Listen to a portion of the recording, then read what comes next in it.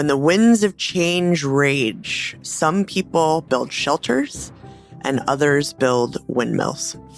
So that's the contrast between resilience and Shatterproof is don't just grit your teeth and push through to gain back a status quo that probably wasn't that good anyway. Use this as fodder for self-examination and self-improvement. When you're Shatterproof, you grow forward.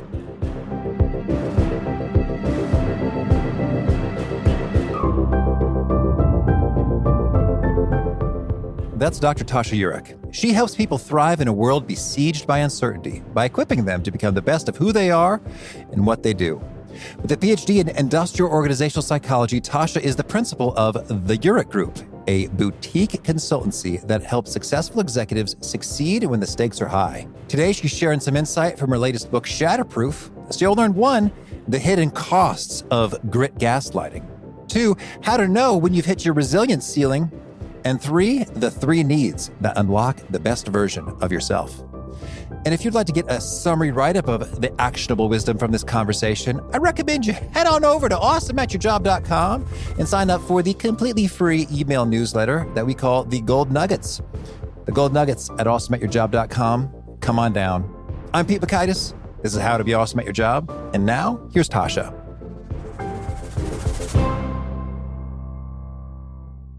Tasha, welcome back. It's so great to be back, Pete. Thanks for having me. Oh, well, it is great to be chatting with you. I am excited to talk about the insights of your book, Shatterproof. I listened to it in its entirety and then had to get the text as well. And there's so much good stuff to get into.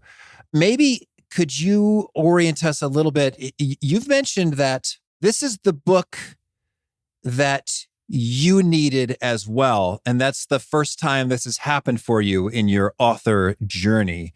Can you expand a little bit about the health backstory and how that plays into this? Yeah. I mean, I think my last book I needed to become more self-aware, even though I didn't know it when I first started out.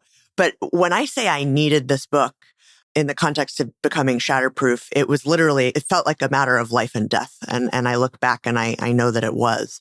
And basically, the very, very short story is I've had a lifetime of mysterious health ailments that nobody could diagnose, that nobody really thought was real, like all the tests would come back normal. And I did my best to manage resiliently, right? To push through, to power through, to be the, 5th generation entrepreneur that I am and suck it up and keep going. And starting in early 2021, when, the world was starting to recover from COVID, I started getting very, very sick. And within a couple of months, I was bedbound. I had, 10 out of 10 pain every day. My resting heart rate was 150 beats per minute. I was fainting all the time. I couldn't remember what I had done 10 minutes ago or even the names of, my family or my longtime friends. And the way I started to cope with this was what I've always done, right? Which is, you and I were joking about our resilience spreadsheets. I had my list of practices, right? Gratitude, yoga as much as I could, social support, reaching out, telling, my husband at the time what I felt and what I thought, trying to reframe challenges as opportunities and active coping. I went to every single specialist under the sun. And I couldn't help but feel like I was having more anxiety than I'd ever had before. I was more depressed than I ever was before.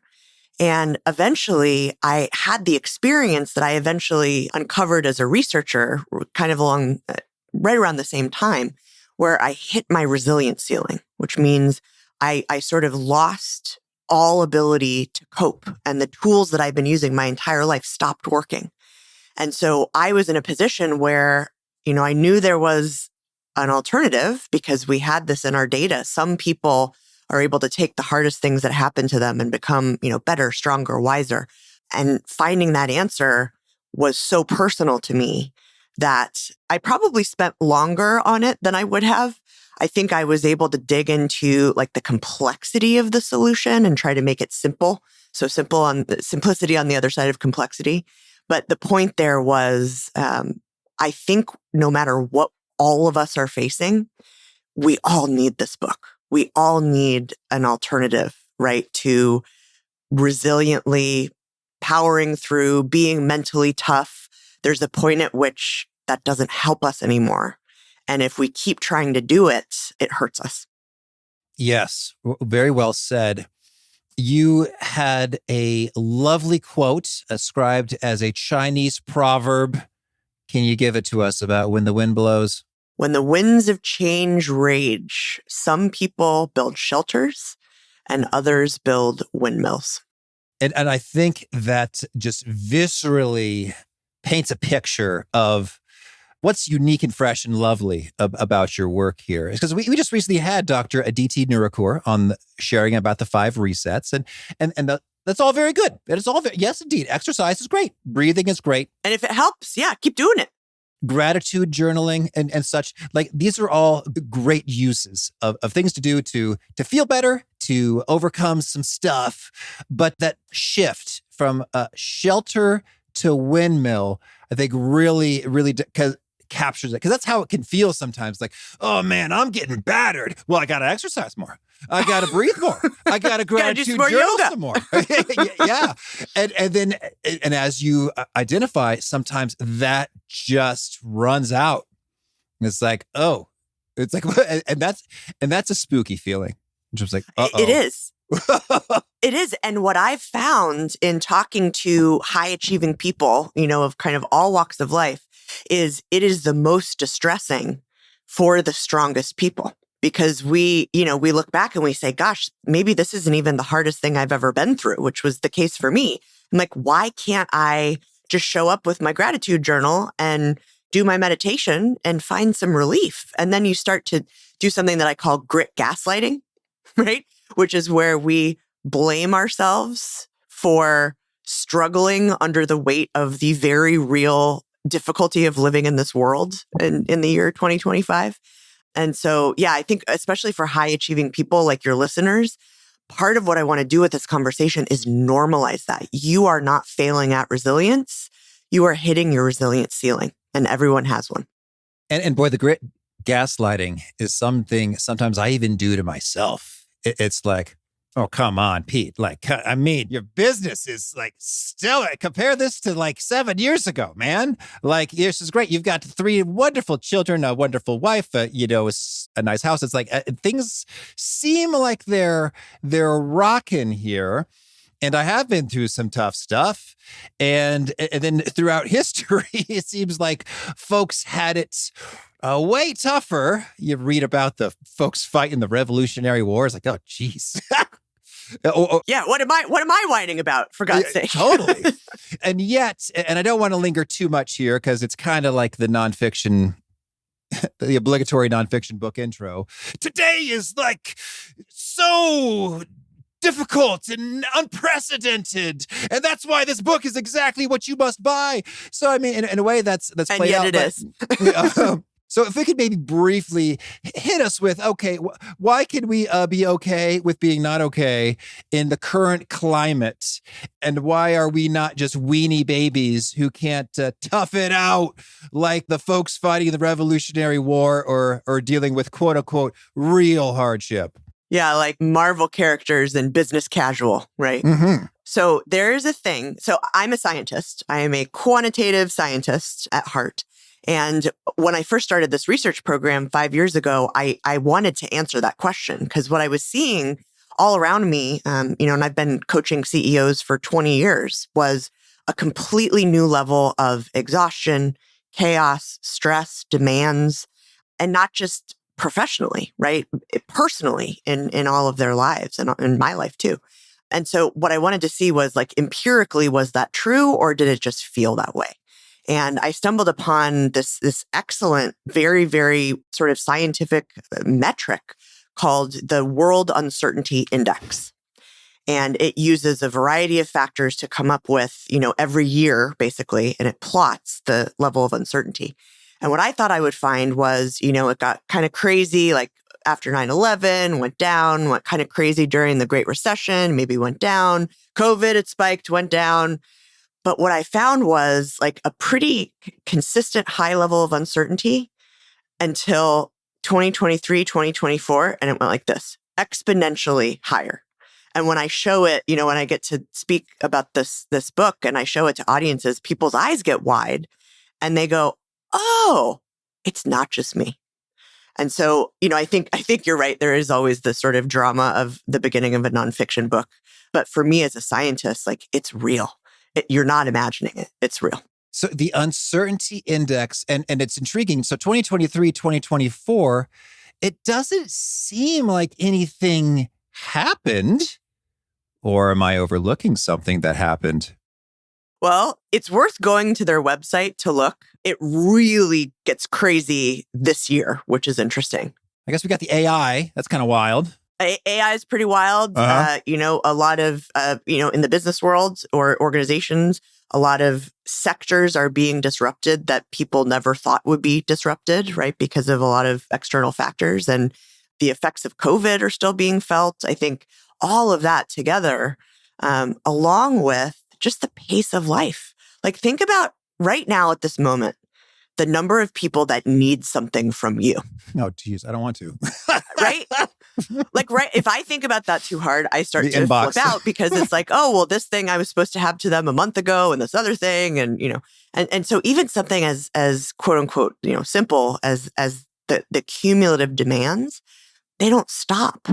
Nobody's saying, well, I'm going to just really need all this stuff from you and then I'll go away and, you can go on vacation for 3 weeks. So that's the piece of it, is that chronic compounding stress across multiple areas of our lives. That really gets me. And I'm thinking about the email inbox, which I struggle with. And my buddy Brent, shout out, listener, sent me one of those some e-cards. It said, congratulations on hitting inbox 0. Oh, sorry about that. It's like, Brent for the win. That's how it is. Awesome. Like, oh yeah, at this very moment, I am caught up. Oh, and it lasted about 9 seconds. That is such a great example of this, right? Is like this is Sisyphean for anybody who's into philosophy, right? We're pushing that boulder up and the boulder rolls right down and we're back to 0. Okay, so we have, so I guess we got that in terms of modern humans. The folks who had their own challenges of poverty, starvation, war, extreme challenges, no doubt that is brutal. We, however, have our own flavor of brutality being waged upon us that they did not. And it's unprecedentedly high levels of uncertainty. And you mentioned in your book that we humans have a real hard time with a lot of uncertainty. What's that about? Yeah. So human beings were not designed for the world that we live in right now. If you think about it, our ancestors their lives were difficult, right? They're sort of hunting and gathering. They don't have the comforts that we have now, but they were punctuated by danger.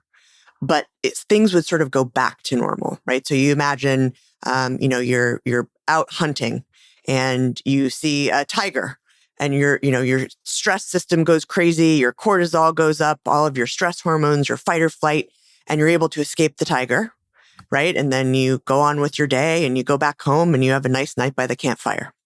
But the way that we are living now is our bodies actually are built to perceive a passive-aggressive email from our boss, for example, as that tiger running towards us. And then if you multiply that email with all of the other emails just in your inbox, we have stress hormones coursing through our bodies all the time.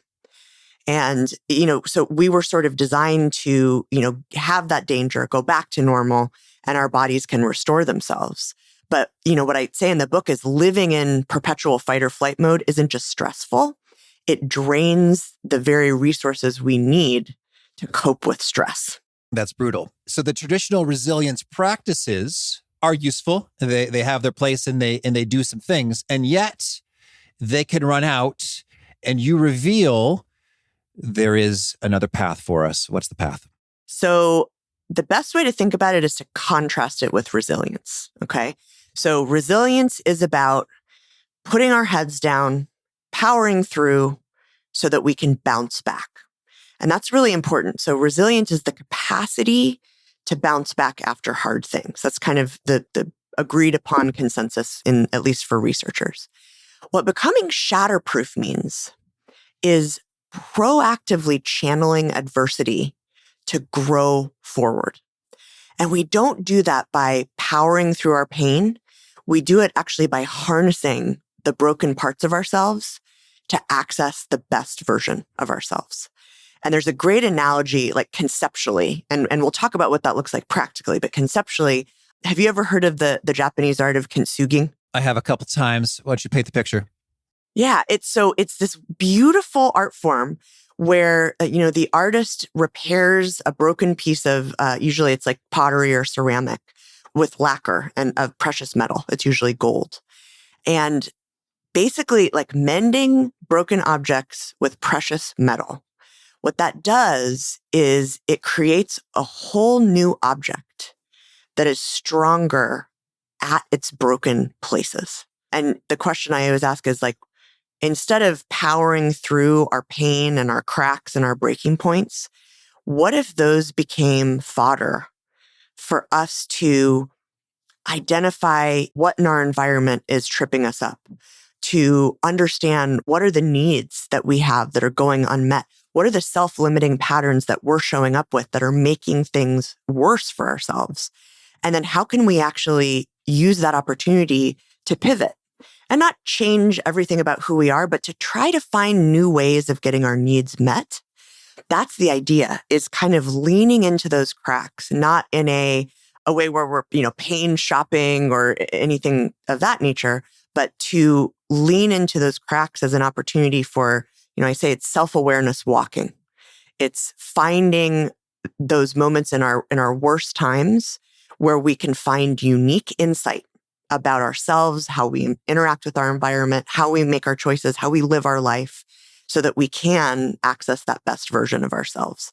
And I think that's what we all do, right? All we want is to be happy and to enjoy our lives and to find that version of us that we know is there, but that feels like it's being, it's handcuffed to a furnace somewhere and like locked up because of all the chaos that can't come out. So that's kind of the contrast between resilience and shatterproof is don't just grit your teeth and push through to gain back a status quo that probably wasn't that good anyway. Use this as fodder for self-examination and self-improvement. And that's the contrast I make is it's bouncing back for resilience. When you're shatterproof, you grow forward. Now, when you say needs, you've identified the 3 to thrive. Can you share what are these needs and how of all the needs we might have, Tasha, do we know these are the 3 to thrive? Yes. Well, the good news is it is not I who has uncovered these needs. It is hundreds of researchers over more than a half century that have been researching this theory that it's actually my favorite theory in psychology. It always has been. And I worked with it, 20 more years ago in grad school. It's dating me. It's called self-determination theory. And the theory itself asks a really simple question that I think is so unbelievably practical. It's what brings out the best in humans and what brings out the beast in humans. And what they've identified, and the main researchers are Richard Ryan and Edward Deci, is that there are 3 biologically programmed psychological needs that every single human existing on Earth is programmed to seek. I'll tell you what they are, and then I'll tell you what happens when we get them and when we don't get them. So the needs are, number 1 is confidence. And that's the need to feel like we're doing well and we're getting better, right? We're kind of showing up, we're meeting challenges. The second is choice. And what that's about is feeling a sense of agency in our lives, as well as authenticity. I can be who I am. I can, be centered around my values. I don't have to pretend or fake. The third need is connection. And that's a sense that we belong and that we have close and mutually supportive relationships. And what they found, these researchers in self-determination theory, is when these 3 needs are met, we are the best version of ourselves. No matter what is happening in our lives, no matter what fresh chaos is erupting around us, we can rise to the occasion. But when any one of these needs are especially actively frustrated, not just unmet, being frustrated by the situation we're in, that's what brings out the worst version of ourselves, the reactive version, the person that falls back into comfortable but self-limiting habits in the face of these sort of triggers all around us. And so it's so interesting because when I was doing this research, it took me a couple of years. It took our research team of, 12 people, a couple of years to finally figure out that that was what separated Shatterproof people from everyone else, was this idea that, if I'm not getting my needs met in my environment, I need to find new ways of crafting them myself. And it sounds so simple, but if you think about the world we live in, that's sometimes cast as selfish. Why are you meeting your own needs when everybody needs something from you? And it's the opposite, right? When our biologically programmed psychological needs are met, we become better for ourselves and better for everyone, right? We can be a better spouse, a better parent, a better employee, a better leader. And I think we sort of get it wrong, right? It's like the idea that I'll finally be happy when. It's like, I can finally focus on my needs when, but you have to reverse the equation. That's where you have to start. Well, I think this is so powerful. And and I find it reassuring. It took y'all a couple of years to get into it, is because I think that many of us have probably dealt with that question. Like, man, what's my deal? Like, why can't I just be awesome like I was last year or whenever? I mean, it's sort of like a mysterious. And yet, when you just look very clearly, it's like, all right, well, let's see. Well, how well are these needs being met? My needs for confidence, my needs for choice, my needs for connection. It's like, oh, well, that's my deal. That is my deal. There it is, right there. Okay. And so then I would love to hear within the research, because I've heard different typologies for needs. So we got Forrest Hansen in his Resilience book talking about safety, satisfaction, and connection. So I see some overlap. And I remember my teenage idol, Tony Robbins, had a rundown of like 6, like certainty, uncertainty, significance. So could you maybe expand a bit about, self-determination theory? What's some of the most compelling evidence that, yep, these are the 3, as opposed to not 9, not maybe this other thing over here, but no, focus on these 3. So I want to differentiate between self-determination theory and every other theory of human needs. Okay. Self-determination theory, the first paper was published the year I was born, 1980. And if you go to Google Scholar and you type in self-determination theory, it is article after article after article. And it's not even a theory. They call it a meta theory. There are so many facets to it that have been rigorously empirically supported that it sort of rises above any theory of needs as a meta theory. So Abraham Maslow's hierarchy of needs, everybody sees that as like the end all be all of human needs. There is almost no empirical research to back that up. Okay. So it's one thing to have a model. It's another thing to have 50 plus years of rigorous empirical research being done by, hundreds and hundreds of well-respected academicians. And from my standpoint, there's just no comparison. And again, it doesn't mean that we can't pull from multiple theories, but I think about, I talk about this in the book. A CEO I was coaching as I was writing the book was leading his company through this massive organizational transformation. He and his wife were caring for aging parents. There was so much going on. And he didn't have a sense of confidence. His board was at his throat all the time. His employees were unhappy. Everyone was just saying why can't you be doing this better? He had very little choice, right? Which is strange as a CEO, but he was constrained by so many things. He was constrained by the health challenges that he was helping to manage. And then connection, it's lonely at the top. It's shockingly lonely. And he would always say, I'm fine, I'm fine, I'm fine. And I knew he wasn't fine. And one day he called me and he was like, guess what happened? I just got on a call with my team and through the most minor thing that just happened, I started screaming at them. So I guess I'm not fine, right? I guess I'm not fine. And he said, I don't know what's wrong with me. And my response is the response that I would give all of your listeners and that I try to remember myself, which is there's nothing wrong with you. You are a human being whose biologically programmed needs are under threat. And what that's telling your body is you're being chased by a tiger. So the good news is there are ways to move through that. But the one way to not move through that is to resiliently power through. Perfect. Thank you. You mentioned Nietzsche said, whatever doesn't kill us makes us stronger. And you mentioned in Nietzsche's, in fact, very own life, he disproved that shortly after writing it. Can you tell us that tale and then unpack, well, what does determine whether or not an injury makes us stronger or weaker? I love that question. It really gets to the heart of it. So this is probably my favorite story in the book. Nietzsche, what I tried to do is trace that expression, what doesn't kill us makes us stronger, as early as I possibly could. And I found in one of his books that was published in the late 1800s. And so he published That Which Does Not Kill Me Makes Me Stronger. A month later, he was strolling through a square in Turin, and he came across a horrible scene, a man beating a horse.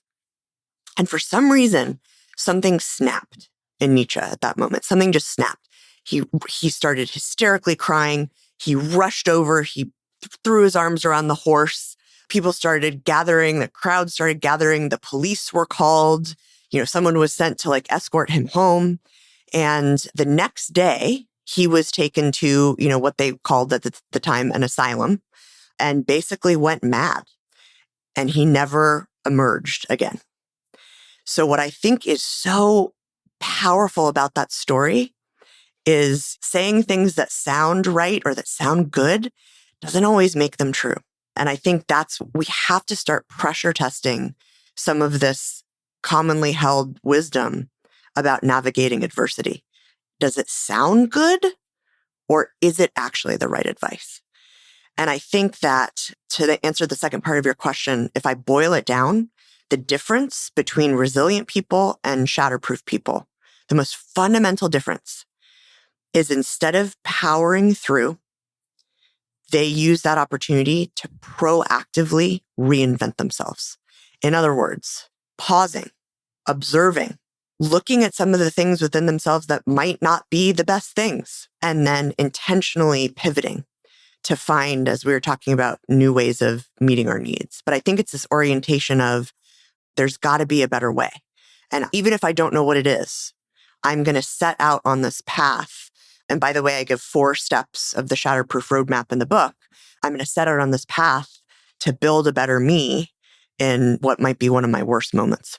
Well, we love bettering here at How Do We Automate Your Job. Better is great.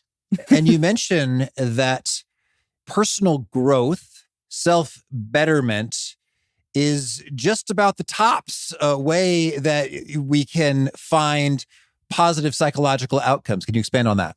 Yeah. So I talk about, I call it the Shatterproof 6. And there in the book is a list of empirically supported goals that if we start, however small, like whatever small step we take, but if we start to pursue them, will meet our deepest psychological needs, those 3 to thrive needs that we talked about. And self-development is one of them. It's especially if our need for confidence is being frustrated. If we commit to personal growth, to expanding our horizons, what the research in self-determination theory shows us is just by pursuing that goal and by asking, what's one step I can take today to get a little bit closer to feeling confident and, like the best version of myself, that feeds our needs no matter what's happening in the situation around us.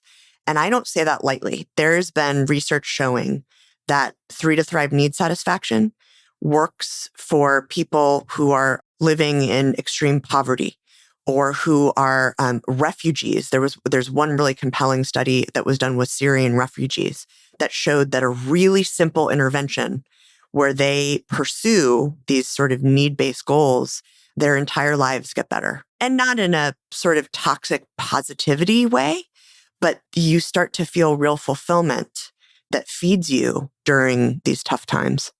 So let's walk us through this 4-part process. So the first step is to probe your pain. And what that means in a nutshell is to pause and say, pushing through my pain or avoiding it is going to give me temporary relief. But there's two problems. Number one is this thing researchers have called negativity rebounds, which means that when we sort of deny the emotional reality that we're experiencing, especially when it's really negative, we're okay for a minute, and then it comes back in full force. So that's the first problem. The second problem with not paying attention to our pain is we're missing really valuable data, right? So the question to ask is, well, there's two. The first is, in the last week, what are the negative emotions that I've been experiencing that are kind of higher than my baseline? So, maybe I've been feeling a lot more shame recently, or I felt anger, or I felt sadness. And then the second question is, what is that pain trying to tell me? So for me in my health journey, I hit my resilience ceiling. I gave up for a couple months. It was not pretty. But one day I kind of woke up and I started asking myself this question, like, what am I feeling? I'm feeling helpless. I'm feeling powerless. And what I realized was my pain is trying to tell me that I've totally lost control over my life, right? There's no cavalry that's going to come save me. I have to save myself. So that leads us to the second step, which there's so much richness to this, but again, I'm going to try to boil it down, which is trace our triggers. So we look internally first at our pain. Then the next thing we have to do is say, okay, what is happening in the world around me that is sort of creating this internal state? And, sometimes we don't help, but almost always there's going to be some kind of external trigger. So it might be, and there's different triggers for different need frustration. If someone might have criticized us, hurts our confidence. We might have a micromanaging boss, which hurts our choice. We might have recently ended a relationship, which kills our connection. And so once we have that trigger, we're not done. We don't just get to blame it on everything external. We have to go back inside and say, okay, what need is that trigger getting in the way of? So for me, what I realized was, the trigger was sort of just being pushed through this healthcare system that is designed for patient volume and not patient helping, right? And being told over and over that what I was experiencing wasn't real. And that was triggering my choice need. I was massively undernourished in the choice department, and I wasn't helping myself. So that's actually what leads us to step 3, which is to spot your shadows.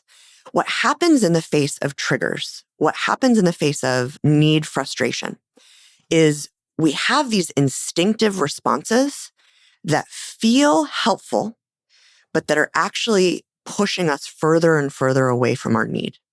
So in my example, and I talk about different ways these shadows can show up in the book, but just as an example, I was giving up. So there's some of them that are really counterintuitive. Like, why would I, when I'm totally powerless, when, by the way, I make a living bossing around CEOs, why would I give up? It makes no sense. But what I'm doing there is sort of like assuming that I'm not going to be able to fix it and conserving energy and saying, I'm not a doctor. I can't diagnose my rare disease.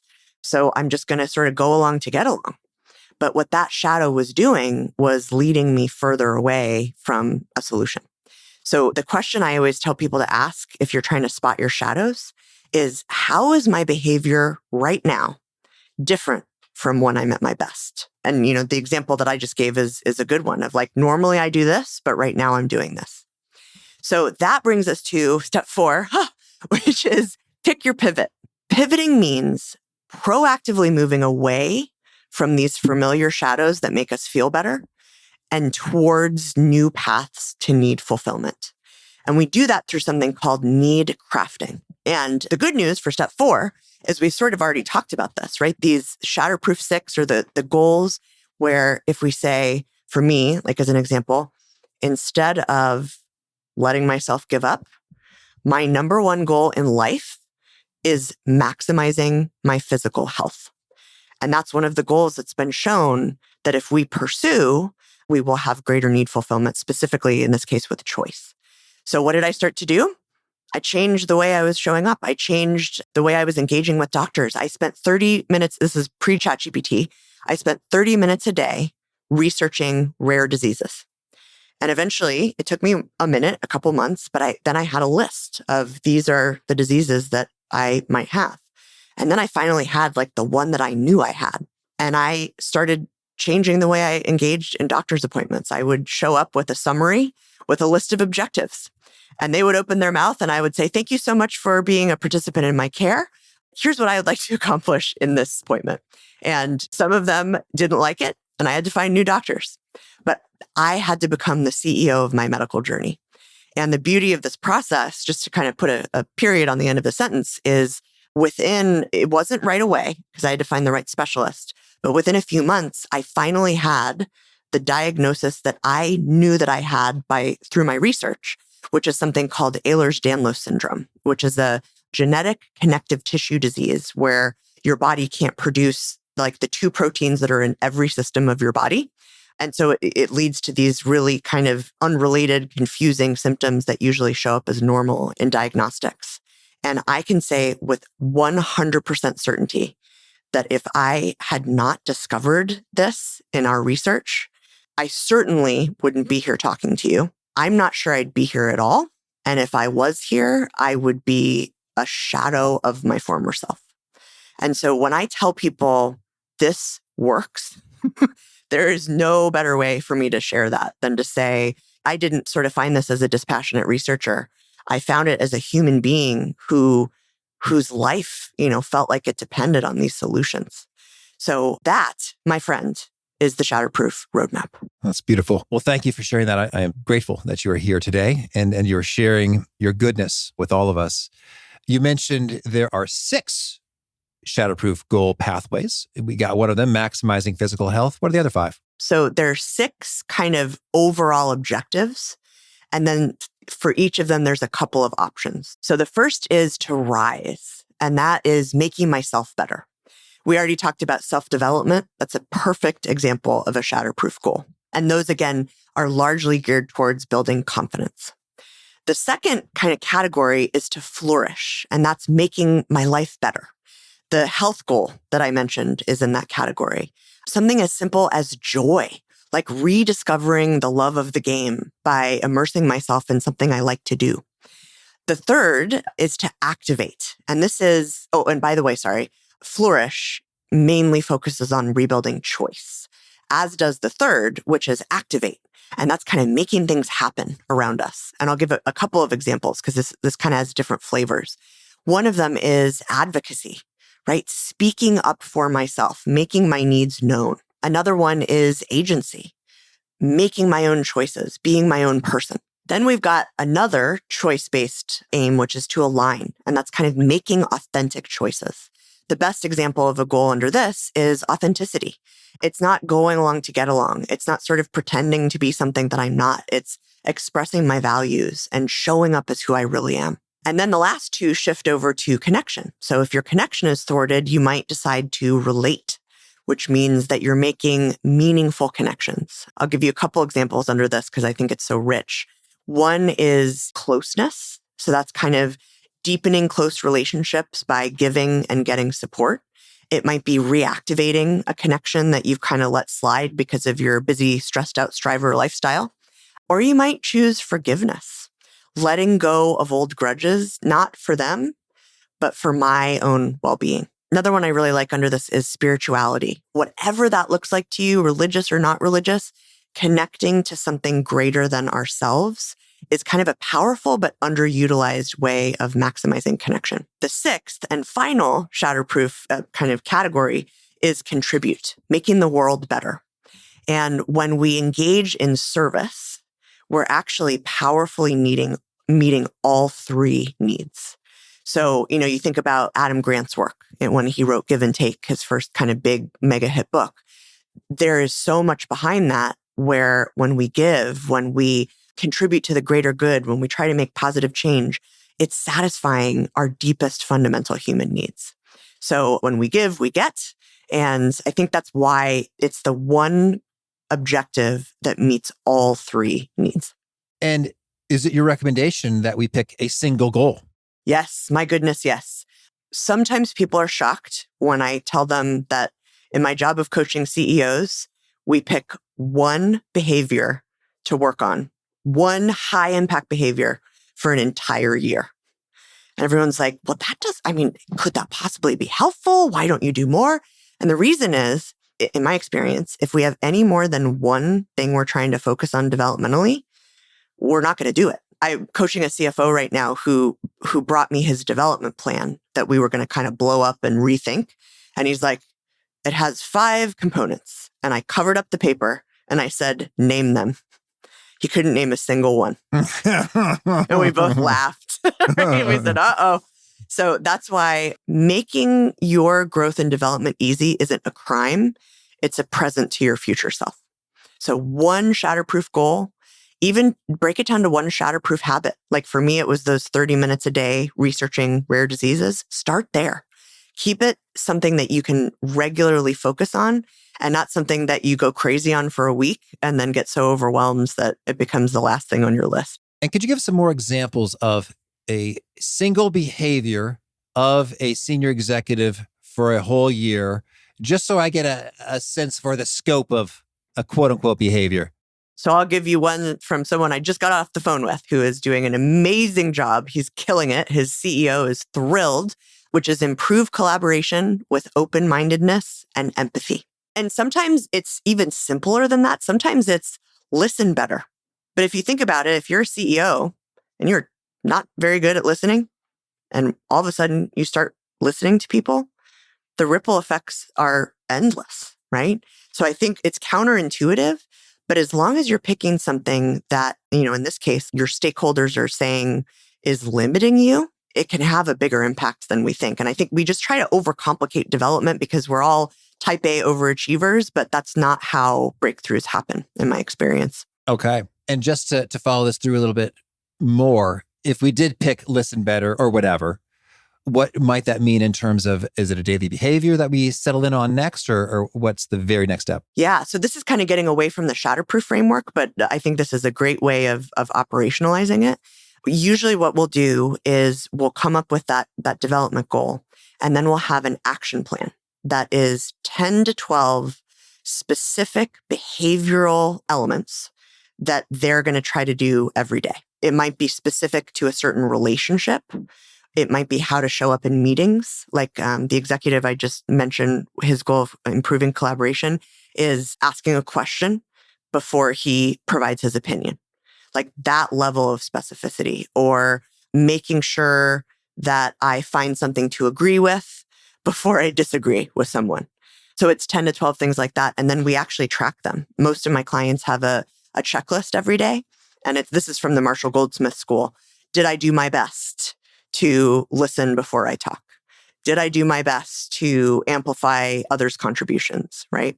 So breaking it down into that level of detail, I think is, again, it feels tedious, it feels something, but that's how change happens. And the data are there. That process on its own, there's a reason I have a money back guarantee.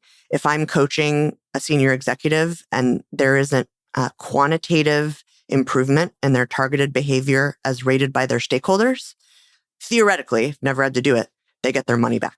Mm-hmm. So that is how serious I am about this process and how much it works. I think there's going to come a day when it's going to happen, right? And that's what it's going to be. But I've been doing this for 20 years now. Well, and so then we talk about the operationalizing. So if we're zeroing in, it's like, okay, betterment is the thing.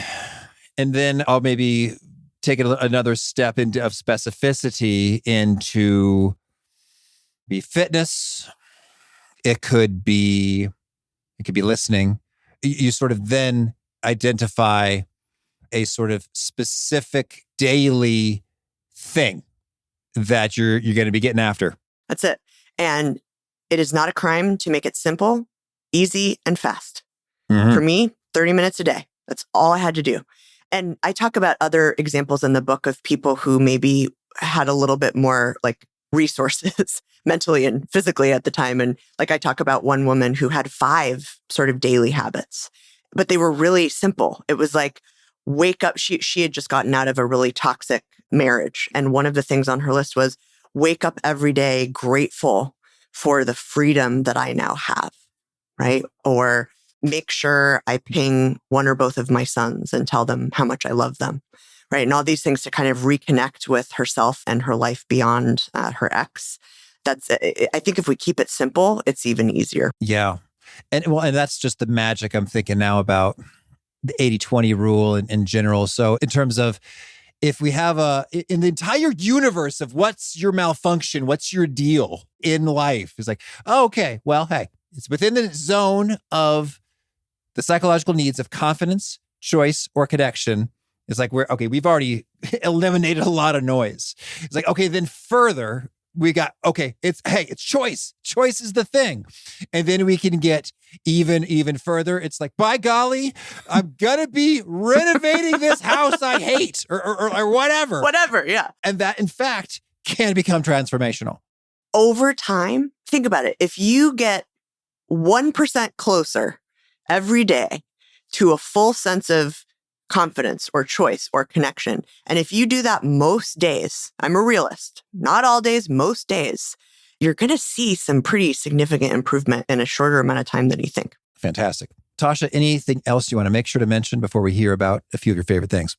One thing that I want to mention, because it's very cool and it's in service for your listeners, is if anybody is curious about that idea of my resilience ceiling, and how close am I to my resilience ceiling? For the launch of Shatterproof, we put together, it's a really cool tool. It takes about 5 minutes. It's an online survey. You actually have the option of sending it to someone who knows you well if you want their perspective on how you're kind of showing up. And you get a report back showing you your overall, like how close you are. You get dimension scores, you get tools. So if anybody wants to take that, I'm sure you'll put it in your show notes, but it's totally free, no strings attached. It's resilience-quiz.com. Big thanks to Tasha for sharing her wisdom with us. And big thanks to our sponsors. Check them out. One sponsored checkout is strawberry.me Career Coaching. Having real clarity and direction can make or break your career. If it seems like you're putting in the work but not seeing your career take off, some coaching might be just the ticket. Strawberry.me matches you with certified career coaches who help you gain clarity on what you really want next in your career, develop a results-driven strategy, and stay accountable. And they can also help you flourish beyond career issues. I had a fantastic session with my coach, Brett, about handling stress from so many responsibilities in so many areas. He was fun. He was wise. He just really got me. We had some laughs and a good time and a good rapport. And he gave me an exercise that has been so quick and so effective for me. I've been doing it every day. So if you're ready to take control and build momentum in your career, go to strawberry.me/awesome to claim your $50 credit. That's strawberry.me/awesome. Because awesome careers don't just happen, you make them happen. One sponsored checkout is Quince. If summer gives you that itch to update the wardrobe, Quince is a fantastic resource. Their clothes are remarkable in that they're lightweight, timeless, luxurious, and affordable. They got goods like European linen shorts and dresses from $30, luxurious swimwear, Italian leather platform sandals, and so much more. Quince works directly with top artisans to cut out middlemen and provide luxury without the markup. Quince also only works with ethical factories and premium materials. I have some Quince underwear, and I must say it is just about my favorite. The look and feel of them is top quality without costing top dollar. Give your summer closet an upgrade with Quince. Go to quince.com/awesome for free shipping on your order and 365-day returns. That's QUINCE.com/awesome for free shipping and that full year return. Quince.com/awesome. All right, thank you. Now can you share a favorite quote that you find inspiring? Whatever you do or dream you can, begin it. Boldness has genius, power, and magic in it. And I love this quote so much by Goethe, it is tattooed on my body. So that is my favorite quote. Yeah. And a favorite study? Well, I would go, this is just because it's fresh in my mind, that study that I talked about with Syrian refugees and need crafting, this whole idea of crafting our own needs it's new in the research. It took a brilliant young woman named Neely Laporte to kind of introduce it in 2019. But there's so much promising research around that. I just think it's so powerful. And a favorite book? I would say nonfiction is Doris Kearns Goodwin's A Team of Rivals. And I would say fiction, without question, number one, The Great Gatsby. Okay. And a favorite tool?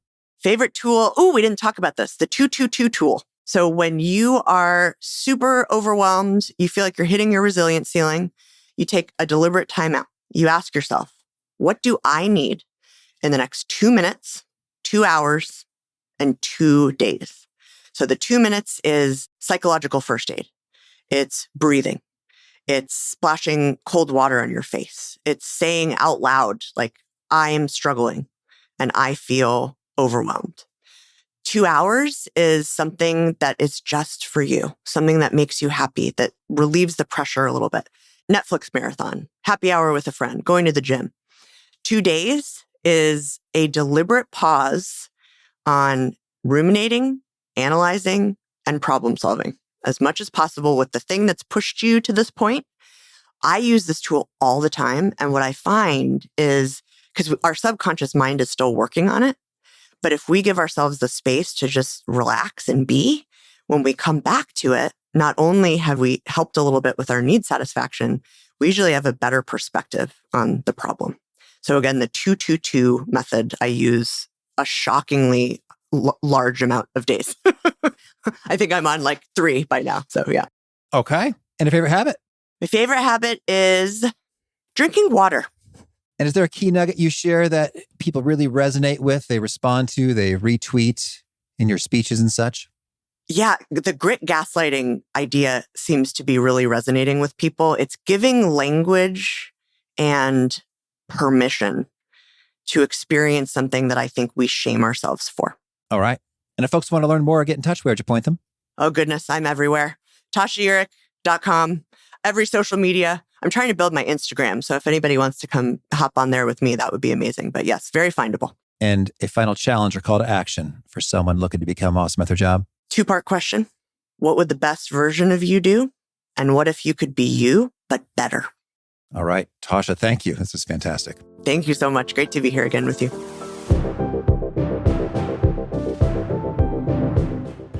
I love so much what Tasha had to say about the super meta theory about those 3 needs to thrive. How are things going with regard to confidence, choice, and connection?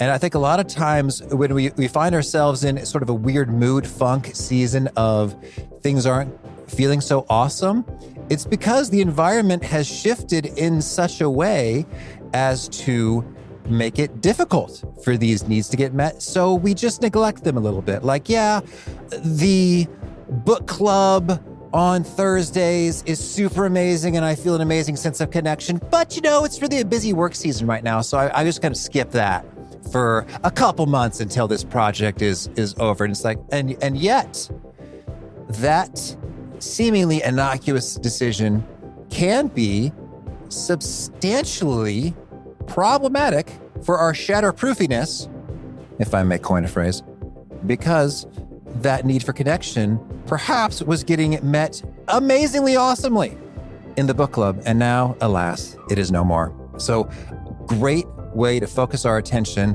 on the things that really matter.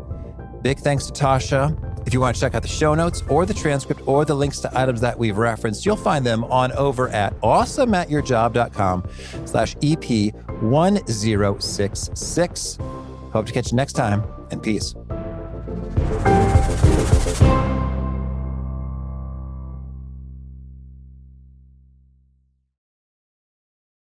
Everything from clothing to household items are getting more expensive each day. The world of fast fashion has complicated clothing production by shipping cheap parts around the world to whoever can sew them the cheapest. And now you, the consumer, are paying the price with rising costs. American Giant is about keeping things simple and close to home. They aren't affected by tariffs because their products never leave the U.S. Skip the tariff and snag yourself American-made clothing with American Giant. Get 20% off your first order when you use promo code STAPLE20 at American-Giant.com. That's 20% off when you use code STAPLE20 at American-Giant.com.